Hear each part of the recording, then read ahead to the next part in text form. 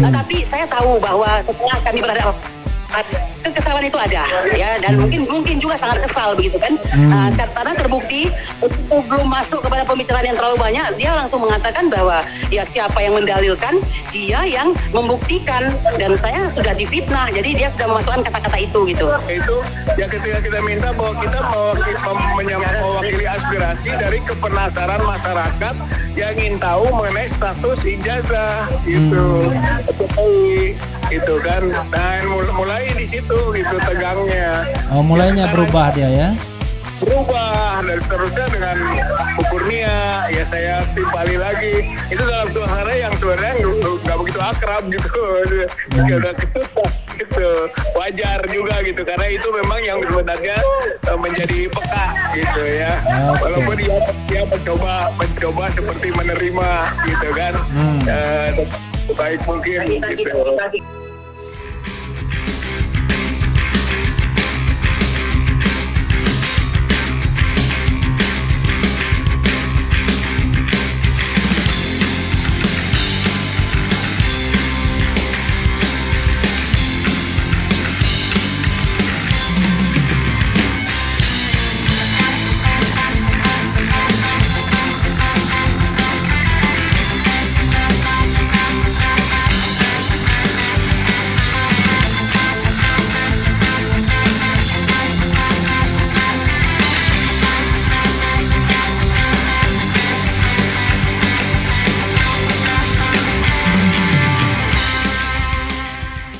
Bisa kami sampaikan bahwa tadinya ada 5 orang dari perwakilan TPUA plus 5 dari YouTuber ya, untuk bisa masuk ke dalam rumah Bapak Joko Widodo sebagaimana surat kami untuk bersilaturahmi kepada beliau. Ya panjangnya negosiasi akhirnya hanya disetujui 3 orang saja, dan YouTuber tidak boleh masuk pastinya ya, karena ini kan pasti menyangkut protokoler yang sangat ketat begitu. Yang masuk itu adalah Wakil Presiden TPUA yaitu Abang Rizal Fadilah, kemudian Damai Hari Lubis, dan saya sendiri Kurnia Tri Rayani. Alhamdulillah, berarti saya menghubungi orang yang tepat. Oke, silakan. Apa pembicaraan dan apa gentleman agreement-nya? Ya, luar biasa ya Bang. Kami bersyukur mendapatkan kesempatan ini karena ini kan bagian dari proses yang memang harus kami lalui, yang sebenarnya belum tentu juga bisa kami lalui jika tidak ada kesempatan begitu. Nah, jadi saya ingin mengatakan ini memang luar biasa. Akhirnya kan kami bertemu dengan Bapak Joko Widodo begitu ya. Kepada beliau saya menyampaikan harusnya posisi saya ini diisi oleh tentu saja Presiden TPUA, yaitu Abang Profesor Dr. Egy Sujana Mastal SHMSI. Tapi ya harus saya sampaikan sebagai akibat daripada resiko profesi dan pekerjaan, maka beliau hari ini tidak bisa hadir karena beliau mungkin ya sedang dalam suatu pengawasan atau bagaimana, yang pasti beliau mengerti begitu, dan wajah beliau sedikit agak berubah gitu ya. Nah, jadi akhirnya kami bertiga begitu. Bang Rizal menjelaskan banyak hal. Memang beliau mempersilahkan kami bicara dahulu satu persatu. Jadi kita merasa seperti orang yang sedang diuji begitu kan. Nggak apa-apa. Kita alhamdulillah cukup siap begitu kan dengan materi kita. Jadi Bang Rizal menjelaskan bahwa kedatangan kami ini sebagaimana surat kami kepada UGM untuk melihat ijazah asli daripada Bapak Joko Widodo. Nah, setelah kami ke UGM ternyata di sana tidak ada, karena Fakultas Kehutanan sendiri menegaskan mereka hanya memiliki skripsinya, sedangkan ijazahnya itu pasti dipegang oleh yang bersangkutan begitu. Nah, karena UGM menyatakan bahwa ijazah pasti dipegang yang bersangkutan, maka sebagaimana surat kami terdahulu sudah tepat kiranya kami mendatangi langsung Bapak Joko Widodo karena ada kesediaan dari beliau untuk menerima kami, begitu Bang. Oke, teruskan ya, sampai kemudian explore, nanti baru saya bertanya. Ya, lalu cukup banyak yang disampaikan oleh Bang Rizal Fadilah tentang segala sesuatunya, bahwa kami sudah menggunakan segala cara begitu kan untuk bisa menuntaskan hal tersebut. Seperti kita sudah melewati 3 jilid persidangan, 2 diantaranya perdata dan satunya adalah pidana begitu kan. Tapi tidak diceritakan yang lainnya ya, bahwa kami pada hari ini sudah ke DPR, sudah ke KPU, bahkan sudah ke Barreskrim pula dan melengkapi semua bukti-bukti begitu. Nah, lalu dia menunjuk ke arah Kurnia ya, apalagi yang mau kau sampaikan begitu kira-kira. Nah, di Kurnia kemudian Kurnia menyampaikan bahwa selama ini kami kan mendengarkan bahwa Bapak selalu mengatakan apabila engkau mendalilkan maka engkaulah yang harus membuktikan begitu kan. Saya katakan bahwa tentu kami paham bahwa ini kan bahasa hukum Pak, bahkan ini dalil begitu kan, yang memang sudah sangat terkenal di kalangan praktisi hukum, dan saya yakin Bapak mengerti ini tentu saja di drive ya, paling tidak diberitahu oleh kuasa hukum atau pengacara atau penasihat hukum begitu. Nah, akan tetapi Pak, kata-kata ini sebenarnya bisa kita gunakan pada kondisi apa dahulu begitu kan. Kami itu sudah pernah kami mendalilkan betul karena kita melakukan gugatan, tapi kami juga ingin membuktikan. Nah, Kurnia masuklah di situ bahwa ketika ingin dibuktikan permasalahannya Gus Nur dan Bambang Tri itu ditangkap, sehingga kami menyadari tidak akan mungkin kami bisa membuktikan karena segala bukti-bukti itu ada pada mereka berdua, dan pasti akan sangat kesulitan ketika kami akan melaksanakan persidangan begitu. Dan di situ nampak ya, memang beberapa kali ketika saya normatif menyampaikan, beliau tidak memberikan waktu banyak untuk itu. Dia cut lagi. Beliau mengatakan bahwa ya itu kan karena saya merasa difitnah begitu. Ya kami katakan bahwa itu tentu tidak fitnah begitu kan. Justru itu tadi ruang tempatnya itu membuktikan itu adalah ketika kami menggugat dan ada kesempatan masing-masing pihak secara balance dan secara adil untuk membuktikan, tapi tidak pernah sampai. Kira-kira begitu kan, Dah?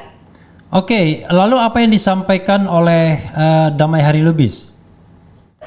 Bang Damai Hari Lubis kali ini kalem, memilih untuk membiarkan kami berdua saja karena menurut dia jangan terlalu ramai ya, karena penjelasan sudah cukup bagus begitu. Jadi dia tahu kapan dia mesti bersuara, kapan dia mesti diam begitu.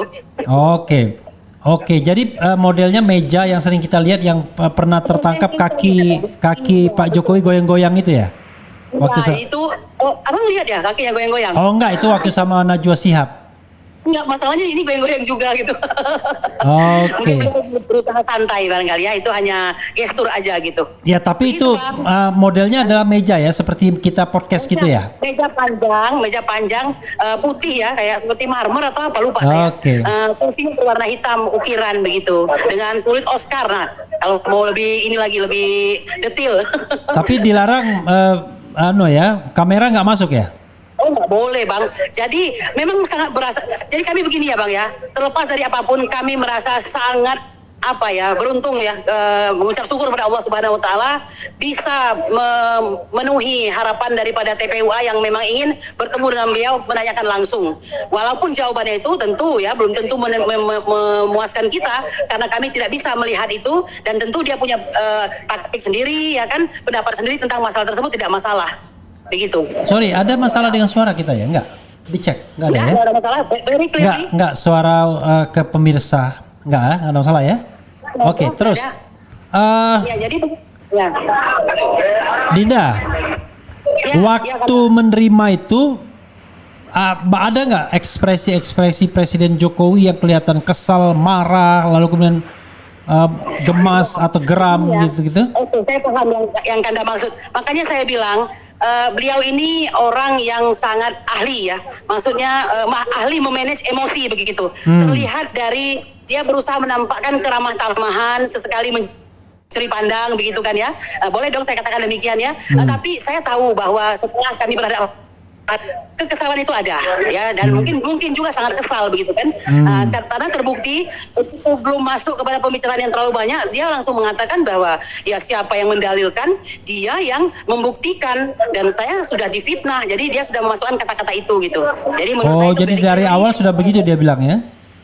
Jadi sudah di awal sudah begitu. Walaupun mula-mula dia memberi kesempatan kami untuk bicara ya. Gimana Pak, Bu, silakan. Jadi Bang Rizal dahulu, lalu saya, Bang DHL tidak mengambil itu, baru dia ngomong. Ya, siapa yang mendalilkan itu adalah, jadi benar-benar persis seperti yang kita dengarkan selama ini di media ya, yang kita sering lihat di video-video yang berseliweran itu begitu.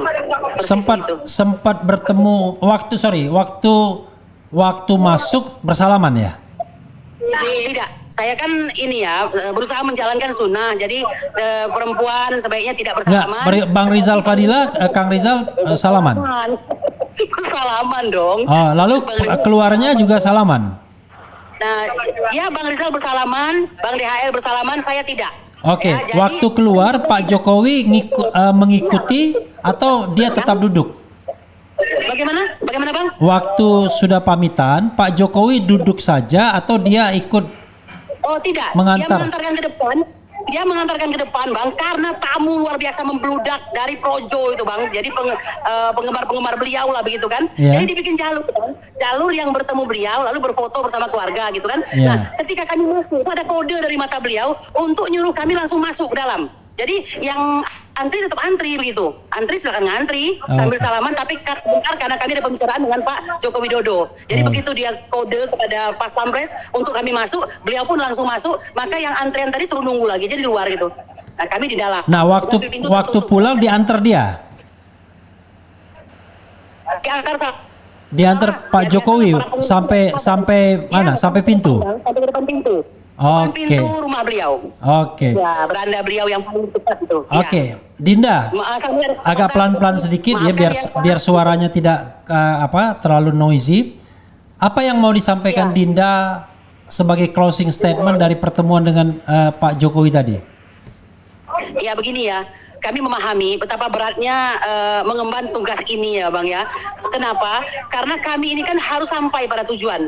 Tujuannya itu adalah kita dua ya. Pertama kita ke UGM, lalu kita melanjutkan kepada orang yang memegang ijazah yang dimaksud. Karena UGM sudah jelas-jelas menyatakan bahwa mereka tidak memiliki ijazah tersebut begitu. Nah, yang kita datangi ini bukan orang biasa, tapi orang yang pernah berkuasa dan sangat berkuasa. Bahkan disinyalir masih berkuasa sampai dengan saat ini.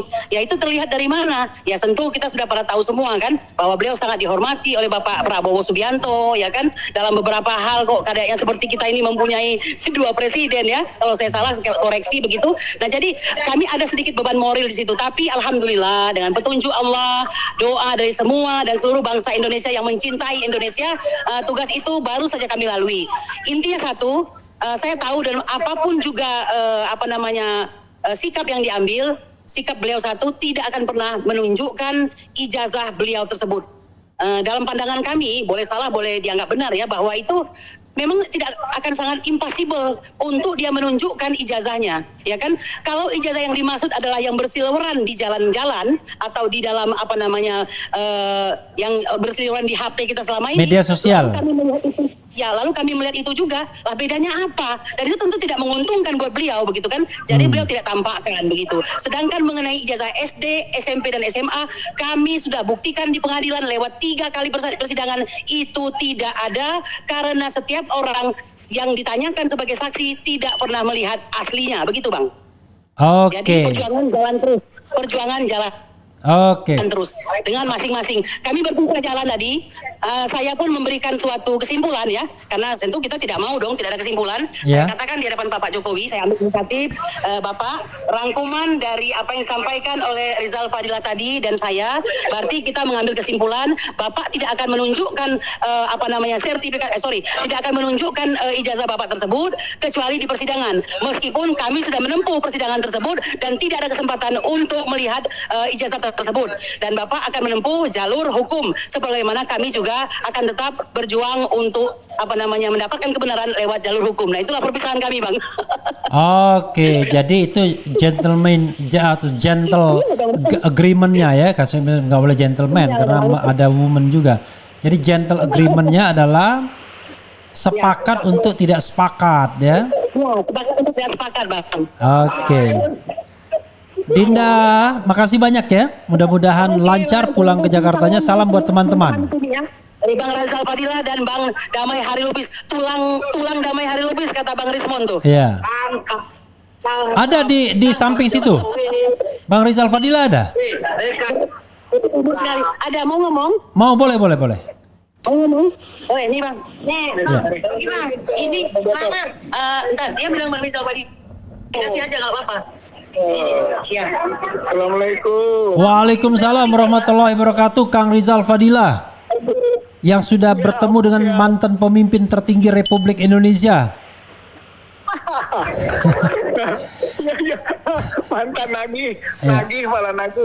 Kang Rizal, tadi Dinda Kurnia sudah banyak menyampaikan hal-hal yang perlu disampaikan, tetapi tentu lebih baik Kang Rizal juga menyampaikan, terutama apa yang Kang Rizal sampaikan, bagaimana tanggapan Presiden Jokowi dan bagaimana pendapat Kang Rizal atas semua yang berjalan ini. Silakan.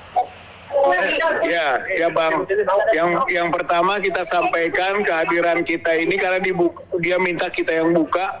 Pertama ya tentu ini Syawal kan, halal bihalal gitu kan, silaturahmi. Yang kedua menindaklanjuti dari pertemuan di UGM, bahwa di UGM kita meminta informasi, klarifikasi, verifikasi dokumen-dokumen yang berhubungan dengan Jokowi, kelulusan Jokowi. Nah dari sana pihak UGM kan tentu tidak mampu menunjukkan, di samping tidak mampu menunjukkan yang lain ya, tidak mampu menunjukkan ijazah, dan itu katanya hanya ada di pemiliknya. Nah, karena itu kita sebutkan ini menjadi tindak lanjut dari pertemuan di UGM, gitu kan. Nah, ya, karena yang punya ya udah kita datang ke sini, gitu kan, langsung ke Pak Jokowi. Yang ketiganya ya kita akan langsung ya menukik pada apa yang menjadi misi kita untuk mewakili aspirasi masyarakat yang kita sebut sangat banyak, gitu.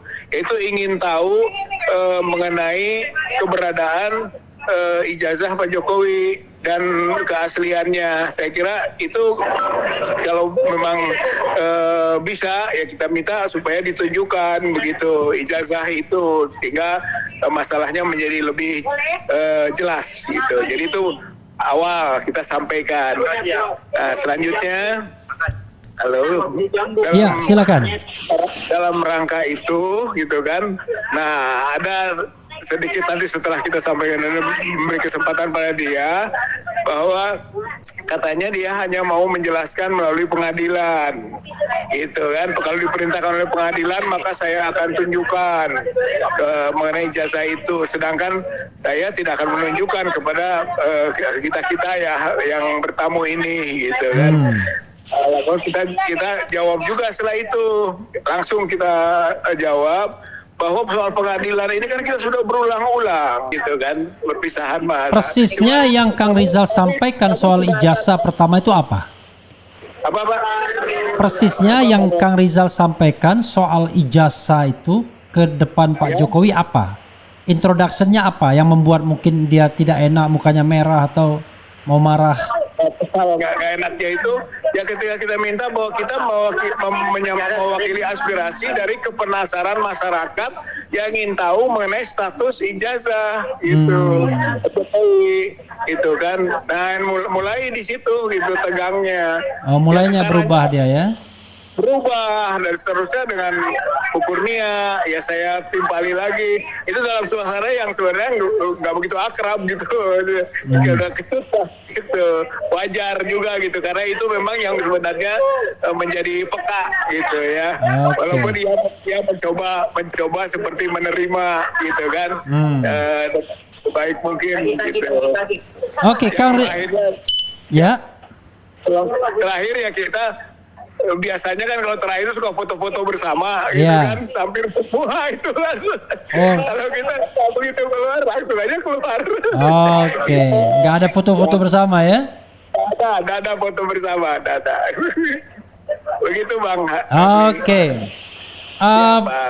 Kang Rizal Fadila, mudah-mudahan nanti kalau pulang ke Jakarta sebelum ke Bandung sempat mampir biar kita ngomong lebih enjoy dengan suara yang lebih jelas dan ada internalisasi atau endapan dari Kang Rizal ya.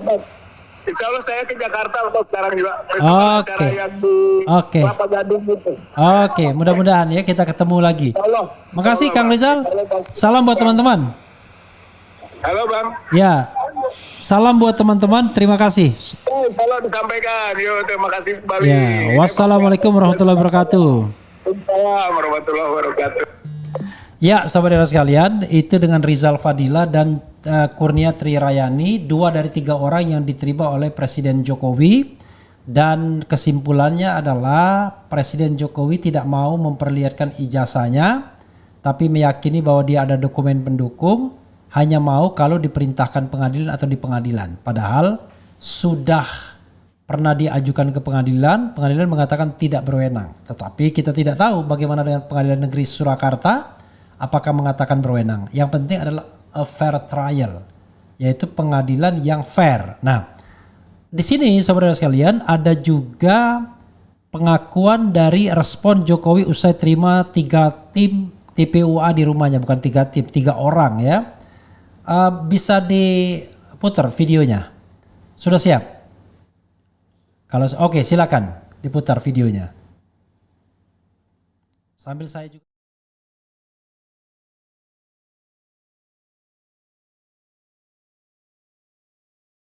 Alhamdulillah sudah saya terima tadi di dalam rumah, karena apapun beliau ini ingin silaturahmi, tentu saya terima dengan baik. Kemudian yang kedua, karena beliau ini meminta bisa saya menunjukkan ijazah asli, saya sampaikan bahwa tidak ada kewajiban dari saya untuk menunjukkan itu kepada mereka, dan juga tidak ada kewenangan mereka untuk mengatur saya untuk menunjukkan ijazah asli yang saya miliki. Jadi sudah sangat jelas, kemarin di UGM juga sudah memberikan penjelasan yang gamblang dan jelas, dan yang ketiga, saya mempertimbangkan, karena ini sudah menjadi fitnah di mana-mana, pencemaran nama baik, saya mempertimbangkan untuk melaporkan ini, membawa ini ke ranah hukum. Yang dilaporkan siapa Pak? Nanti biar disiapkan oleh kuasa hukum. Artinya kalau setelah langkah ini mereka mengklaim masih akan melakukan langkah lanjut, itu termasuk antisipasi keselamatan selanjutnya atau seperti apa? Enggak. Nanti akan kita segera putuskan. Ya. Yang dilaporkan yang kelompoknya ada beberapa Pak, semuanya atau hanya yang hari ini atau yang kemarin aja? Nanti kuasa hukum yang akan melihat. Ya, saya kira itu aja. Pak, tadi responnya seperti apa Pak? Terkait yang Ya, juga saya sampaikan kalau ijazah asli itu diminta hakim, diminta pengadilan untuk ditunjukkan, saya siap untuk datang dan menunjukkan ijazah asli yang ada, ya. Tapi hakim yang meminta, Tadi pengadilan yang meminta. respon mereka tadi seperti apa Pak mendengar jawaban Bapak? Ya, terima kasih. Pak, yang beredar kan banyak. Langsung pamit, ya. Ada yang beredar foto ijazah Pak, itu keasliannya juga sama ya Pak? Foto beredar foto ijazah Pak Jokowi di media sosial itu apakah Enggak, sama saya nggak dengan pernah melihat. Bapak bahwa Masih. Ya, terima kasih.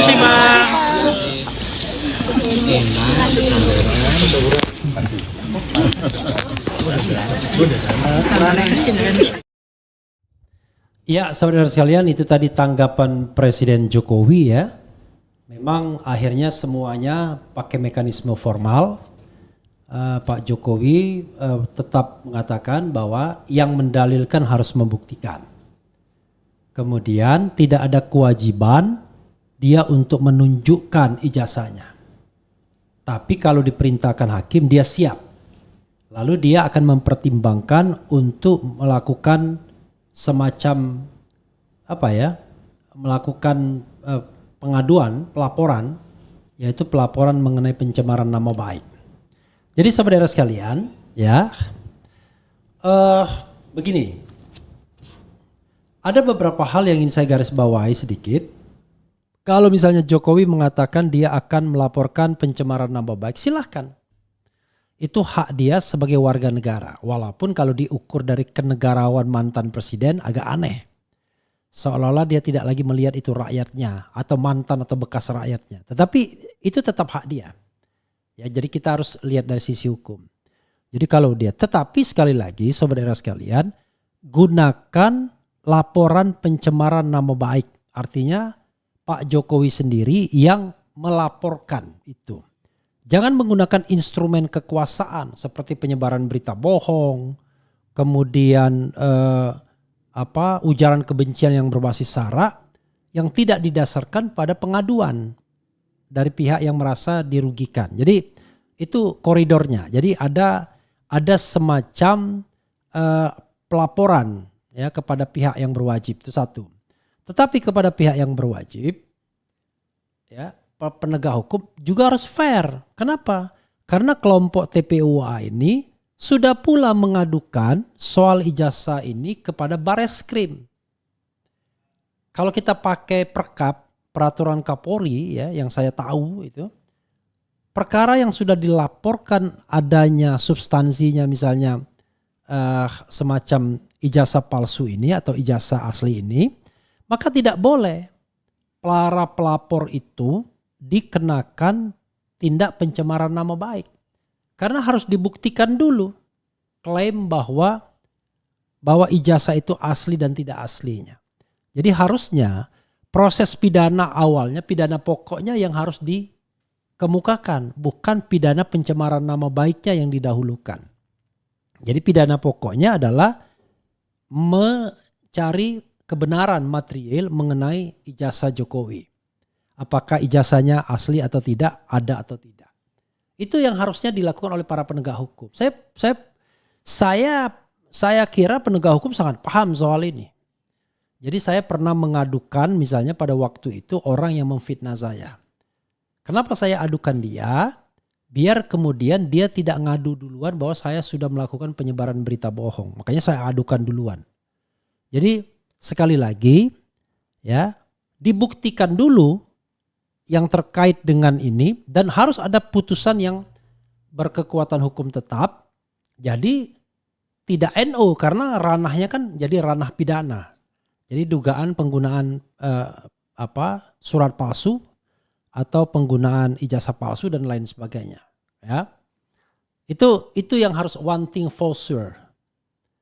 Karena itu nanti Pak Jokowi juga harus taat untuk misalnya menerima laporan Bareskrim atau panggilan dari Bareskrim untuk klarifikasi.